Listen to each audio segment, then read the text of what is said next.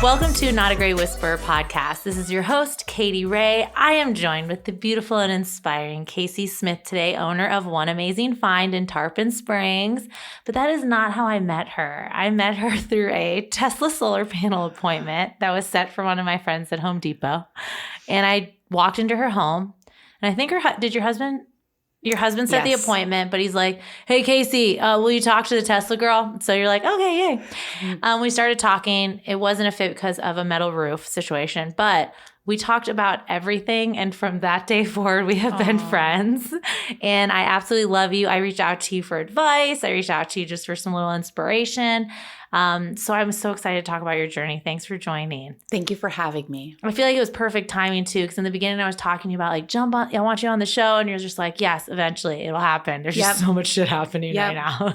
Timing is perfect. It is. I think it is perfect after intense quarantine and the shop doing really well. Yep. Shop's doing great. Because people wanted to paint. People want to paint. People want to decorate their home. Yeah.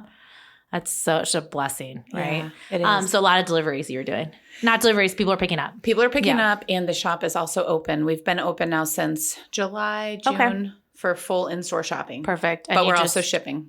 Oh, yeah, of course. So let's talk about your journey here, because you were originally starting your t-shirt, Wild Liberty Designs. Yes. In a workshop behind your house. Yes. My backyard. So let's talk about how you got there. All right. So if we back it up, back it way up, I had a 20-year career in healthcare technology. So I started working in a pharmacy in high school, bringing up prescriptions. And that's when I think I really found my love for people, just connecting with people, interacting with people. Helping them. Yep. And then career just kind of grew from, I didn't go to college, wanted to go to college, did not make it through college. But I just worked really hard on that professional career. Mm-hmm. So that took me from Florida to Memphis to Texas, where I spent 10 years. And then when we got back to Florida, I knew right before we came back, I had lost both of my parents pretty close together when we were in Texas. And, I always say when I talked at their funerals, I was not talking about here's the size of their glass office. Here were the promotions that they were getting every year. I mean, both of my parents, my mother was more of a stay-at-home mom. My dad had a great naval career, but they weren't jumping that professional ladder like I had just been working so hard on, right? So I knew I wanted to do something different, but I didn't know what. So I first almost opened up a wine bar, got sort of close, almost signed the lease, and then got really scared and sick. And the universe was telling me, slow down. You don't know what you're doing. Do not open this bar right now. Do not. Yeah, this is not the right thing at the right time. So I took another opportunity consulting in pharmacy when we got back. And then I walked away from all of it. And it was the scariest, most rewarding thing I've ever done. I left a really good paycheck behind. I had always been able to provide for myself, and now I was relying on my husband, which I'd never done, what was your title when you left? Vice president of sales. People, they hear the title like, I was a vice president of sales. It's huge. I had a long career as a director of account management. I worked for some smaller companies. I worked for some larger companies. I enjoyed the smaller companies more. I worked for some really great men and women over the years. I had a lot of direct reports. I managed large books of business. We had great customer retention. It was a successful career in terms of money and, stability promotions. And you could buy all the fancy bags and go on all the vacations. But I walked away from all of that because I wanted to do something different, and I wanted to do something for myself, and I wanted to have more involvement in my community, and I wanted to have more time with my family. So that's where Wild Liberty was born. It's a good place to be born. And which kids were, when you started, what children were? Gage was there. How old was he? So when I started Wild Liberty, how old was Gage? 12, 11 maybe? That's crazy. Yeah. So Gage is my oldest. He's 16. So at one point, Gage's dad and I divorced when he was 2. But Tom, stayed with us in Texas, came back to Florida. When we came back to Florida, we do an awesome job co-parenting. We were not great married, but we're great divorced. That works out. That works out. Yeah. So Gage remembers me as single mom, working the crazy hours, traveling. And then with Julia, she's now 7. So she was 3, I think, when I started Wild cute. Liberty. Yes. So I've got pictures in her in little Wild Liberty in the t-shirt. little workshop. I know. She loved it. She was, it's funny, when I talked about unwinding Wild Liberty this year, Julia said she'd rather me quit One Amazing Find.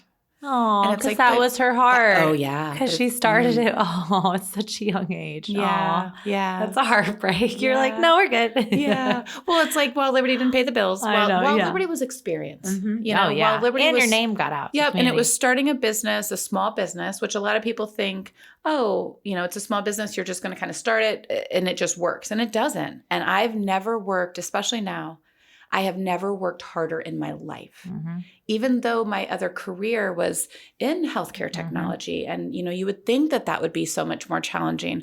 Running a business by yourself in a pandemic, like that, just everything that goes along with that and the responsibility, I've never worked harder. I feel like I remember a picture with you with a stack of shipment out at like 7 months pregnant, about to just ship out t-shirts. That was like a big push, I think, through the holidays or something. It was this December right before Lennon was born. So my youngest is 1.5.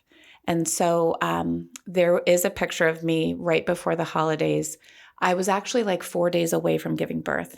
And I was getting my last, it was that close. I was getting my last big holiday orders out. And then, because you might remember this. So that little t-shirt company, right before I was about to have the baby that holiday, one of my shirts, Strong Women Empower Women, got picked up by BuzzFeed, which... Oh my gosh, you're right. Yeah, and it was like top 21 gifts for made by women or women-owned companies, right? And I was like, oh my gosh, this is what I've been working for, but oh shit, I'm about to have a baby. I'm about to give birth. The timing's kind of shitty right now. Timing was terrible, but gosh. We rolled with it. Yeah, but wasn't the picture Gage in it? The picture with... Me having the baby? No, I think Gage took that picture. Okay. Yep.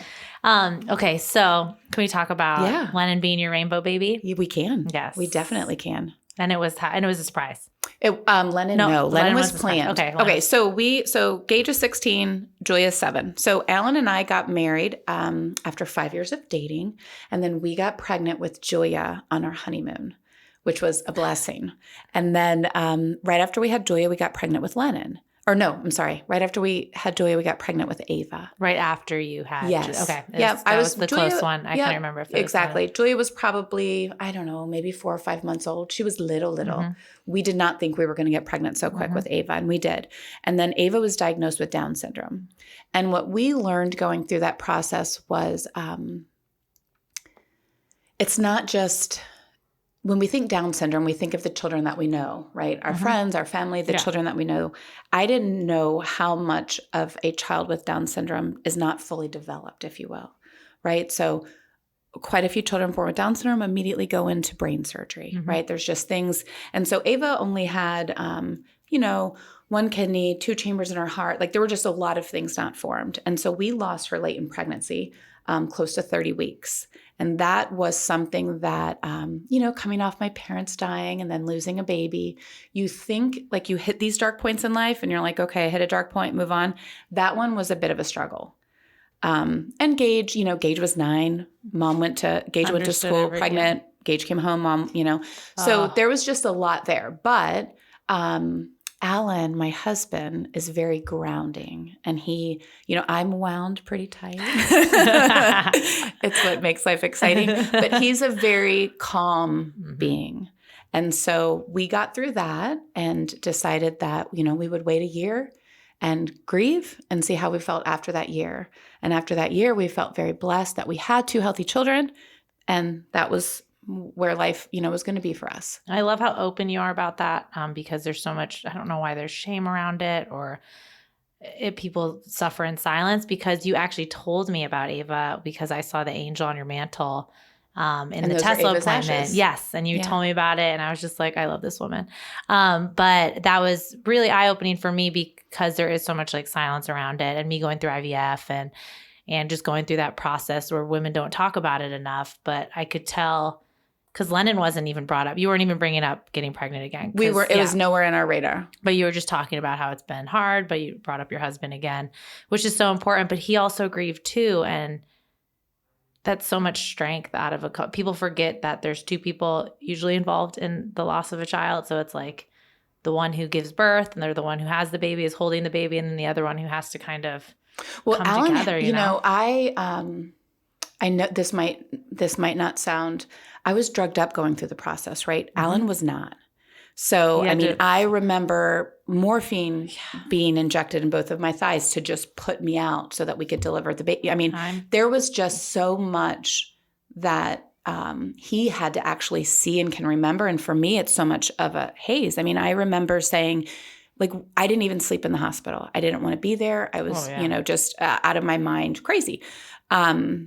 And then the next day waking up and thinking, are we in trouble? Are we in trouble that I left? I shouldn't have left. Yeah. And he was like, no, we're fine. We're fine. He had to be the one to make sure everything was okay. To make me, and the kids and keep everything calm. And I think sometimes the dads don't get, because we're allowed to, like when we were talking about being postpartum, we're allowed to have that baby and we're postpartum and they have to go through it totally sober, watching everything, aware of everything. And they probably don't get enough credit for that. They don't. Yeah. So then Lennon came. So now we're in Wild Liberty, right? We're printing T-shirts. Yeah. We're trying to make a small business. I actually remember when you told me you were pregnant, I was coming to pick up shirts, but you're like, nobody knows yet. Yeah. That was pretty awesome. I remember wanting to share it with you. Yeah, I was just like, after such a long conversation you and I had about it all. So I was printing onesies. And still no wanting to have a baby. And all of a sudden it was like, oh, maybe I do want to have another baby. And so Alan and I talked about it. Alan's 53 and I just turned 40. So he was like, well, let's, talk to the doctor, see what she says, because now I'm over 35. I've had a child with Down syndrome, so my chances increase. So I went and talked with my wonderful OBGYN and she said, go for it. Let's try. It was right before the holidays. She says, now is a great time to try. So we got pregnant early the following year. And what was really hard about that pregnancy was just waiting for the other shoe to drop. I can remember being at appointments. There was one specifically that I remember when we had done a bunch of blood work and the nurse was doing nothing wrong. I was just looking for there to be a problem. And she just, was kind of shuffling around in the papers and everything ended up being fine, but there was some confusion, which just sent me into the panic, but then now we have Lennon and she is happy and healthy and she'll be 2 in December. Yeah. Oh, she's super cute too. Yeah. So my thing is people don't realize, because in the medical profession, I always give them props. Like you have to desensitize towards stuff because of everything you see, but the anxiety that women go in to appointments and women who have experienced a miscarriage, the stillbirths, everything. It's like, there's so much extra anxiety. When I reached out to you about our positive spina bifida test, I was like, what did I do? There's just so many extra things on top of it. And sometimes you look to the healthcare professionals to give you that support. And it's just like, you can't take that personal. Like just let that ride and just look for your other support system where you can. Because that was the same thing with me. Like when she called and she's like, okay, so in 2 weeks we'll check again. And I'm like, no. I can't wait to. I'm not going to be able to breathe for the next 2 weeks. Yeah, like Jaden saw me crying in the car. I just brought this mound of anxiety in this little kid's life. He was like, are you okay? What happened? Was it the doctor? Is Jasmine okay? Oh my gosh. And you're just like, what did I do? And it was a lot. But I remember you calming me. I appreciate you. I remember when I was delivering Lennon, crying and looking at Alan's face and I just kept saying, is she okay? Is she okay? Is she okay? Because and now look, I told you this morning about my 16-year-old driving. I'm still, as a parent, that your stomach just always drops if and I don't think it's ever going to end. I know. It's just a lot of CBD for me. I just drink it. Okay. So when you guys made the decision for One Amazing Find, of course, that was a family decision. It was. Because it kind of came out of nowhere. I know. That's so amazing. But how excited are you now with it? I'm very excited, but I'm not going to lie. It's hard. It's a lot. Yeah. I mean, so that was last Thanksgiving that the opportunity came. Oh, wow. Thanksgiving's going to be a year? Well, it closed probably. The December 2nd. So, and that's what I just keep saying. We've got to make it a year. We've got to make it a year. I'm confident we're going to make it further. Community support's been awesome. Local support. Tarpon Springs in some ways relies on a lot of tourism. Yep. So if there's anything we learned this year, right? So, but the community in Tarpon is very strong. And we've had so much great local support. But we bought a business and then we're open for 13 weeks and then we're closed for 12. Yeah. And it is what it is. I mean, there's people that were ready to get open and couldn't. I mean, there's so many different sides of the story. But we took that last 5 weeks once we knew we were going to be able to get back open, and we did a full remodel of the shop. I would have liked probably to have had more time behind us before making some of the decisions, but we didn't have that. So It is what it is. I think my biggest self-inflicted worry is I haven't really failed at anything yet.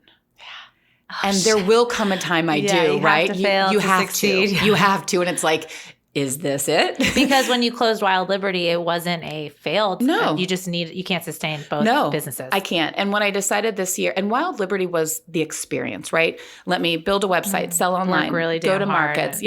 Trademark. Like, it was everything that I could build. I touched it all myself. I didn't have anyone else. I didn't use any lawyers to file paper. I did everything myself. But this year we decided if One Amazing Find is going to survive, we have to throw everything at the wall so that if it doesn't and it fails, we can't, I have no excuses. I have no, well, this was taking up my time, or like, it is we try everything, and if it doesn't work, it doesn't work. But I had to accept that earlier this year of it might not. You might fail at this. I'll still wake up the next day.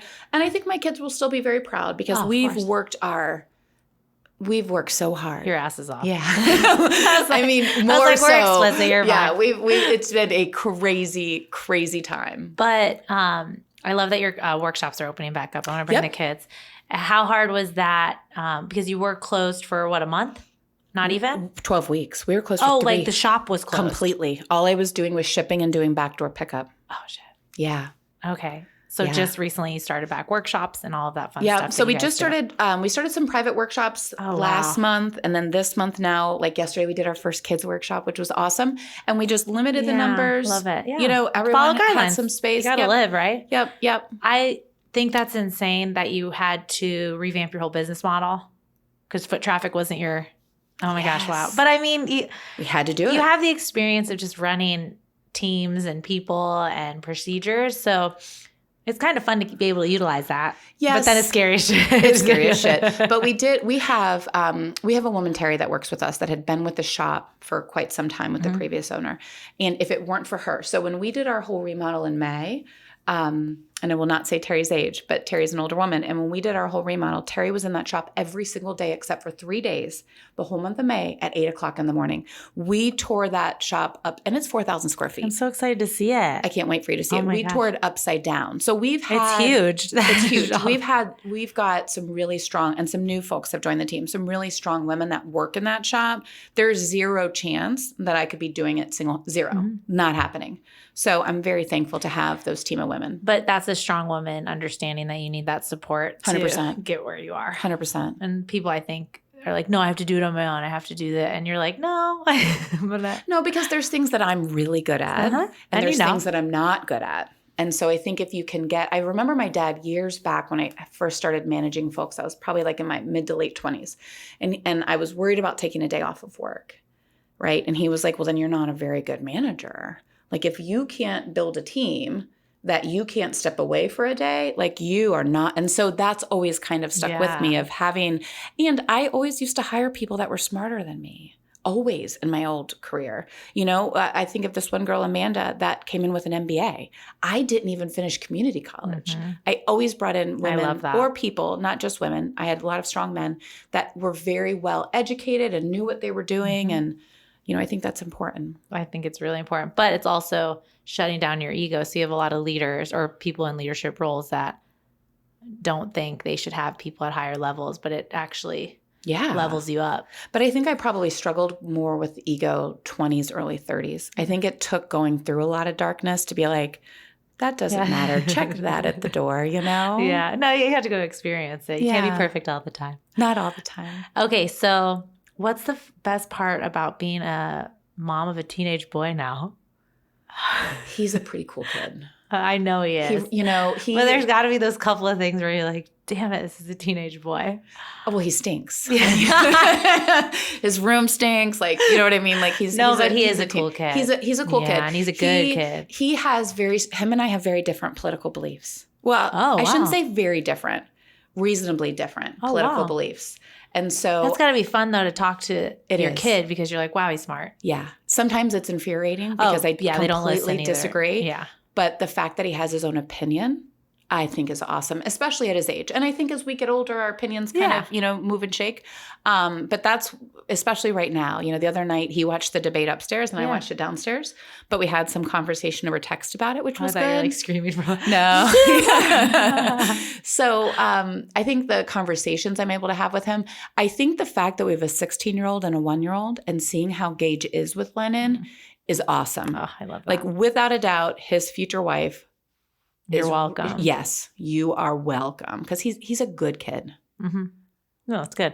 So I would love to hear a 16-year-old's mentality of the debate. Did he think it was a good debate? No. Okay. I don't think anybody could. I think he was disappointed. Okay. Yeah. I was like, Gage is more conservative than I am. Oh, really? Yeah. Gage is more conservative than I am. And so I think that. I love that you allow him. Oh, sure. To have that discussion with you all. Of course. I mean, I do the same thing with my kids. It's like allow them to have their own, but they're so young. It's not like they're going to debate me. But Jaden, it's funny because he'll hear one of the kids is like, one of his parents are voting for, are we voting for that? Like he'll ask and I'm just like, whatever you want. What do you think? Or, well, Julia came in the bedroom the other day and said to me, Joe Biden's going to raise taxes because she had just seen it on a commercial. What? So I was like, and she was able to recite the whole commercial. And I was like, well, good on you, girl. Good on you, girl, for paying attention. Those damn commercials. Jaden will go, is that the mean guy? Yeah. I'm like, what? And I'm like, where do you hear this shit? But I do like that you do that with him because he's going to go back and just be like, no one was trying to force beliefs on me. They were just, you just 100%. Open his mind. Yep, 100%. That's crazy. A 16-year-old is more conservative than you. Gage has, sometimes I don't know where this part comes from, but Gage has very strong morals. Oh. I know. Okay. You're like, okay. I mean, I did not have as strong of morals as a teenager. Probably even in my 20s. I did ratchet ass shit. Exactly. Hopefully Gage never listens to this podcast. But he has this strong conviction of what's right and what's wrong. And he feels very strong in it. And okay, that's awesome. I think maybe life experience might knock you down sometimes. And but you've got to go through that on your own. So I always wonder if sometimes it's coaches, teachers, or like a certain adult that does it, or do they just learn it from society? Like it's hard to understand where they grasp the stuff because like I always say I had self-image issues because magazines, media, songs. Do you? I did. Not now. I would have no, never. But I look back and I'm like, wow. I was hard on myself. Like super we all are. Hard. So self-inflicted. But I had like diet issues, like things like I needed to eat certain things because I know what I saw. And it wasn't that it came from home. No. But it was more like around like, oh, I look fat in this all the time. And I make sure not to say that shit in front of the girls now. But it's like, wow, that was really embedded in me. So I just wonder where it's coming. Like what part of society are you reading? But he might be reading a ton and it's just. Well, and he also, I think where he goes to school probably plays a role, in the folks that he's with. I do think right now there is a big conservative younger person push. There are a lot of younger conservative speakers. Yeah, you're right. That are really, and I don't think there's anything wrong with that. No, there are other things that that he knows that we do have heated discussions.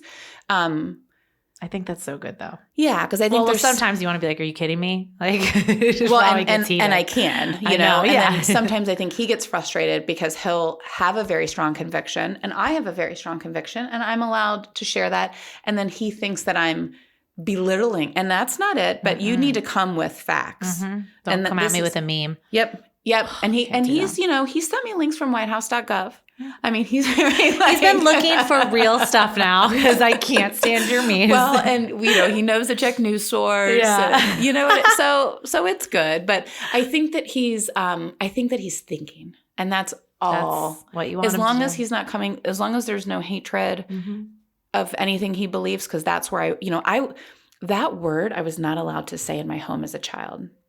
Hate. My father would say, you don't hate anybody, you dislike their actions. Hate is a very strong word. I love that because he focused on character. He said dislike their actions. I was never allowed to say like, I hate my brother. He'd be like, you don't hate your brother. You dislike their actions. Yeah. I know. And this is the time I would have really loved to have been talking with him. I think that's the hardest part. And you probably would want Gage to talk to him now. And it's hard for you because you're trying to embody your dad's presence. And you're just like, I'm getting angry. I totally get that because I not with my family because we're all mostly the same view, but my in-laws or other people. And you're just like, how do you not? And a lot comes from my experience. My father's gay and it's I don't find hate. I didn't know this about your father. Yeah. Mm-hmm. And he came out when I was in 7th grade. But my mom and dad are co-parenting, co-grandparents to the T. Awesome. They're both remarried. Awesome. Everything, our dynamic is unstoppable. But for me, it's when I hear that one conservative hate towards a group of people. Are we allowed to talk politics? Oh, yeah, of course, all the time. Awesome. Oh, yeah, we have politic episodes are fun. But for me, that hate, it really hits me in my core. Same. Because I'm just are you, my dad's done so much for people. And it's just are you serious? You're going to come at me with that? And I'm religious too, but I don't find that in the Bible. And I also think women have a choice for their bodies, or there might be some extreme cases or something. So the fact that just a bunch of white men in a room are deciding on women's reproductive rights really bugs me because I feel there's no women in there helping to talk about what really happens.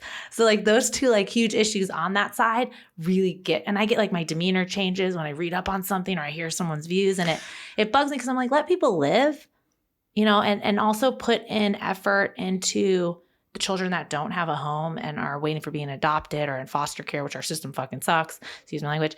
But it's just those little things really get me in my core.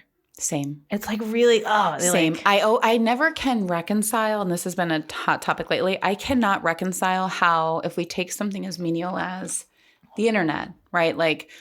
Trump rolling back, Obama, all the different policies that we had around regulating the internet. Oh, yeah. So we do not regulate the internet, but regulate a woman's body.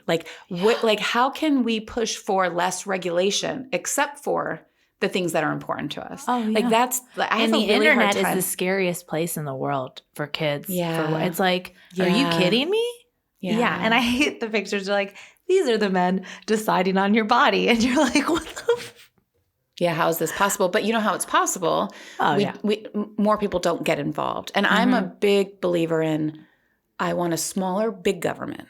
I want a smaller, big government, and I want to see local governments do a better job. Not that they're doing a bad job, but just do a better job. I feel strongly that I want to help people. I'm a Democrat although I'm unregistered now. Mine. I am too. Did you unregister? Oh, well, actually, no, I'm registered no party. Me too. Yeah, no party. I just did that. But I know that this is my first year voting because I had my rights because remember I grew. So this is a huge year for me. This is so exciting. And it's my first year voting. And it's super overwhelming at local level, and I'm oh my gosh, what have we done?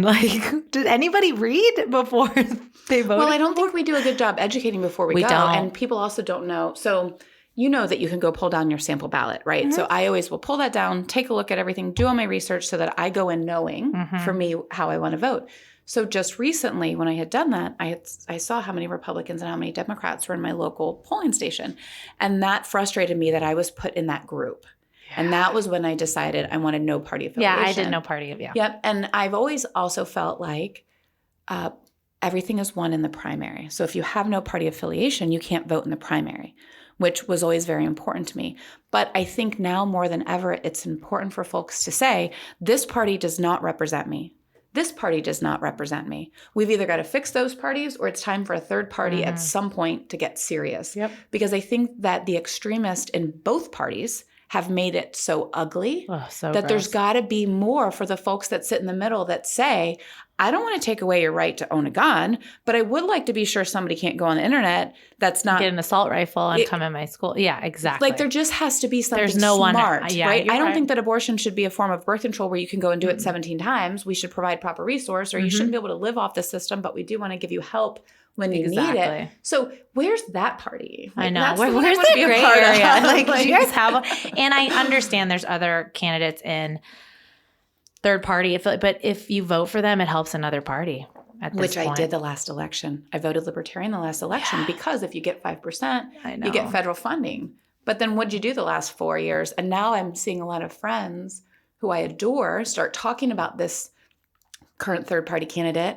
And I know the mistake that I made the last go around. Don't do it. And it's like, we can't. We can't. It's too late. It's too late. And I really like Jill. She was in education. Biden's wife. I looked up on her. I really like that she was in education. I feel like the teachers have been getting the short end of the stick with all of this. I agree 100%. And there's like little things that I'm just like, go with that feeling right now. But I think it's overwhelming and people stop researching and they take someone's random like article that was posted or a post and they're like, I'm going to go with this one. And I'm like, please just do your due diligence. Or it's not even a valid news source. I know. It's not even a valid news source. Social media has screwed us with that. Yep. It really has. And I take like random breaks from social, even though I work in a marketing agency.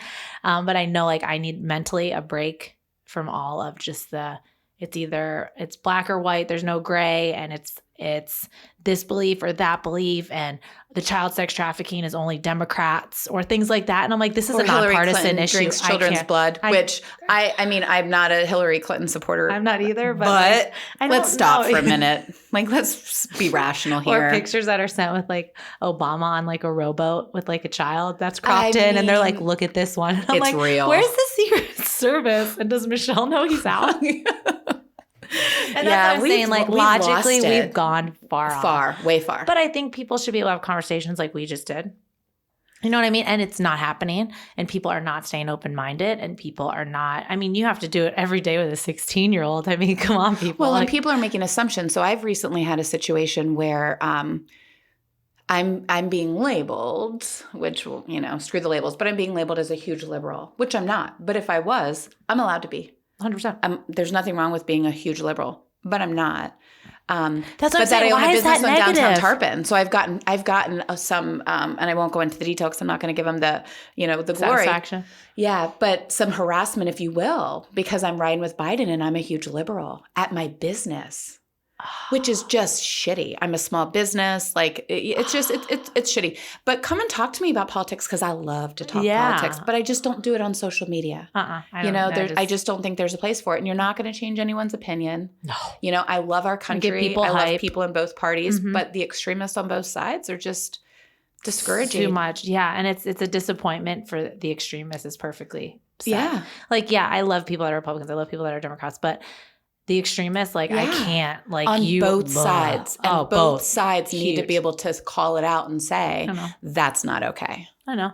And it's like everyone's going to do good things or say they're doing good things, but it just doesn't feel right. Yeah. Like sometimes I'm like, just go with your gut. Like just push forward. Just go with your gut. Like figure it out. And I was really, really disheartened how Trump treated addiction for Joe Biden's son. That ripped my heart out. I didn't watch the debate. I only took because I can't. I get super hyped. But that really bothered me because you were uneducated on this topic. Yeah. And all he said was I love my son. And, and it's just that's beautiful. His son gets to hear that. But are you kidding me? Yeah. I think at this point though, in my opinion, there's nothing that is done or said that surprises me anymore. Oh, I know. And it's just super sad. You know what I hear the things and I can't go through that level of shock. If we weren't shocked that he thinks it's okay to grab women by their pussies because they want it, or that he can make fun of John McCain in the manner in which he did, or he can mock disabled, or, all of these things that we say, that's locker room talk, that's this, that's that. No, that's character when it's that much. I hate locker room talk when people say that. It's character. It's character disgusting. After all of these years, right? We can say, somebody could do something or say something that's out of line, and then they can say, I fucked up. I shouldn't have said that. Yeah. That was wrong. Okay, you're human. We get it. But when it's a constant thing, none of it surprises me anymore. The other night when it talked about him, did you hear when he called into Sean Hannity and said about the folks in uniform that they want to hug him to thank him for such a good job, and what is he going to do? Make them stay away? And I'm listening to it and I'm going, is he blaming the first responders? It was just a surreal moment.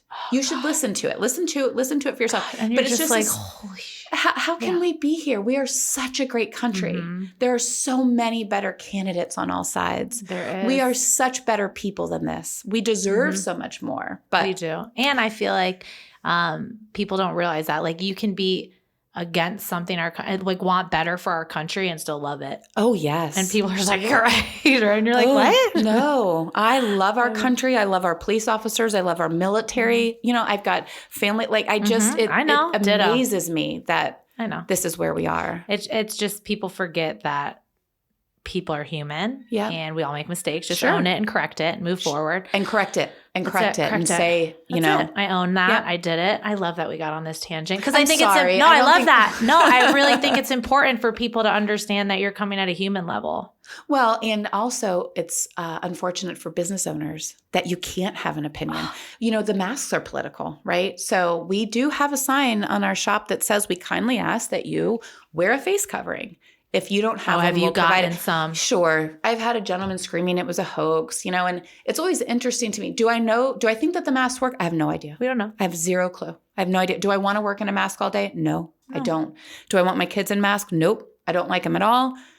If there's a very small chance that it's going to work, or if it's going to make other people feel comfortable so that my small business survives, I'll do it.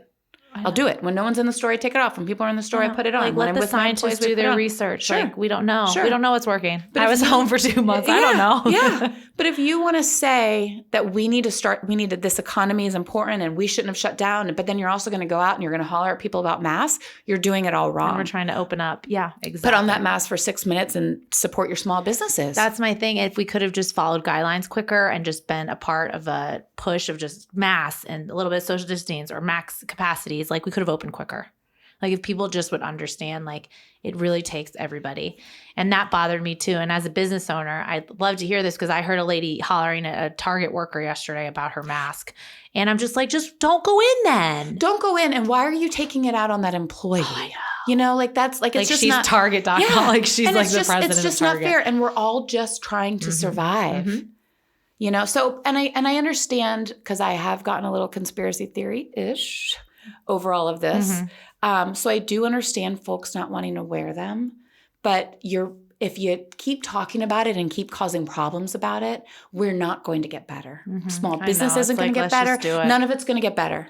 And that's hard as an owner because you're like, come on, guys, can we just follow along so we can get open? Yeah. I get it. We don't Are the kids wearing masks at school? So my kids have been home for 9 weeks. Okay. Oh, you're doing the first 9 weeks. Okay, cool. We're doing the first 9, but Julia's actually going back tomorrow. Okay. And I've always been a big thing. It's a big thing because then we're also going back 2 weeks early, which, you know, I've always said you start soccer, you hate it, you finish it, it's your commitment. Yeah. But Julia loves school. Julia loves learning. Jaden's hybrid. I know. They need it. Juliana needs it. I get it. And Julia's in a small school, and they do an awesome job. So she will be going back to school wearing a mask, and she comes to work with me on the weekends and sits in her, you know, little desk in the workshop. You know, she's always got to have her little office. Mm-hmm, but she should. And she wears a mask. And then when no one's around, she takes it down. And when people are around, she puts it on. And it sucks, but it's a short blip, hopefully. Mm-hmm. Well, and then we'll move on. Jaden has such a small, they're able to kind of have like a distance in the classroom, so they don't wear a mask in there. But I always tell him if he feels uncomfortable or he thinks the hallway or something, do what you need, but don't distract people. Like put it on and off and on. And Juliana's only there for 3 hours because, you know, she's in VPK. Yeah. So they're not, but when we go places, they put it on. Yeah. Or they'll be like, do we have to wear the mask? And I'm like, yeah. So they throw it on. They don't fight it. You just walk in. Walk out. You know, I wasn't taking them anywhere before. So when I like to take them to get them out.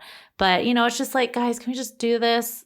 And like get them into it's really hard on them. Jaden was asking when he could hug people again the first couple months. And I was like, I'm a horrible mom. Just hug me. Can you hug me? And I was just like, I don't know. But there's so much of this that has that mental, you know what I mean? Like getting to embrace and touch and, you know. I just think from a business owner for you, it's like, please don't come in here fighting me. Come into my store. Enjoy your time. Let's just do it. Please don't. I'll help you. And I know. I get it. You know, and people will write messages, you know, and it's just, it's a hard place to be in. Mm-hmm. But this is America and we all are allowed to have our opinions, you know, and as a woman, we can even voice those opinions. Yes. So I appreciate all of that. I just think that we could all be a little more kind to each other. Just a little bit of respect for each other and our differences. Yeah.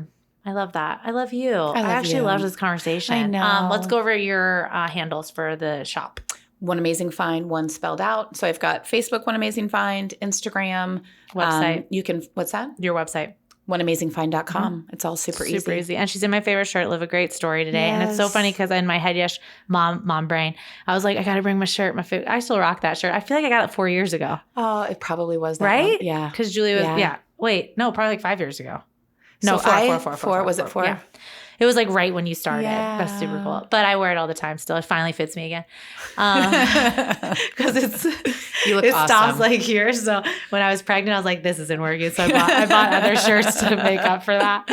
But I love you. I love your story. I think everybody, I can't wait to go to One Amazing Find. I can't wait to now have with the redecorate. Because I went when I was pregnant as shit with Juliana, and she made a little home in a corner. Yes. But I'm super excited. We're going to do a workshop. I was telling them. Keep them focused, see if they can. But oneamazingfind.com, Casey Smith, she is amazing. Her whole family is amazing. Check her out at Not a Great Whisperer podcast. We are at BKN Creative Studio in Ybor. And thank you for joining. I think we're going to have a second one about this maybe after the election to talk about crazy people. But I love you. Thank you for joining. Thank you.